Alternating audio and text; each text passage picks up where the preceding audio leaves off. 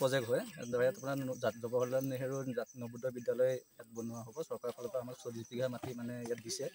আৰু ইয়াতে আমাৰ অলপমান গছ আছে গছ-গছনি আছে গছ-গছনি কাটিব লাগিব তাৰ কাৰণে আমি 228 জোপা গছ কাটিব লগা হ'ব আৰু তাৰ বিনিময়ত আমি চৰকাৰক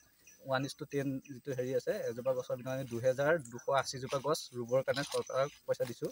তো তেওঁলোকৰ মানে ৰয়েলটি যোনটো হয় আপোনাৰ 65,66,400 আমি পেমেণ্ট কৰিছোঁ আৰু আমিও ইয়াত লগতে গছ-গছনি ৰোপণ কৰিম তাৰ কাৰণে আমি কাটি আমি তাৰ সেইটো কাৰণে আজি শুভ আৰম্ভণি কৰিছোঁ ইয়াৰ গছৰ আপোনাৰ কেনেধৰণৰ গছ আছে খুব মূল্যৱান বা তেনেকুৱা মূল্যৱান তেনেকুৱা ডাঙৰ গছ নাই বিশেষ এনেই আপোনাৰ মূল্যৱান আছে আপোনাৰ গমাৰি চেগুন তেনেকুৱা 2-4জোপা আছে কিন্তু ডাঙৰ গছ নাই টোটেল কিমান গছ আছে টোটেল আমাৰ 228 জোপা 228 জোপা কটা যাব হয় মানে আজিৰ পৰা আপোনালোকৰ আজিৰ পৰা আমি এটা শুভ আৰম্ভণি কৰিছোঁ সেইটো কাৰণে আজিৰ পৰা আমি আৰম্ভ কৰিম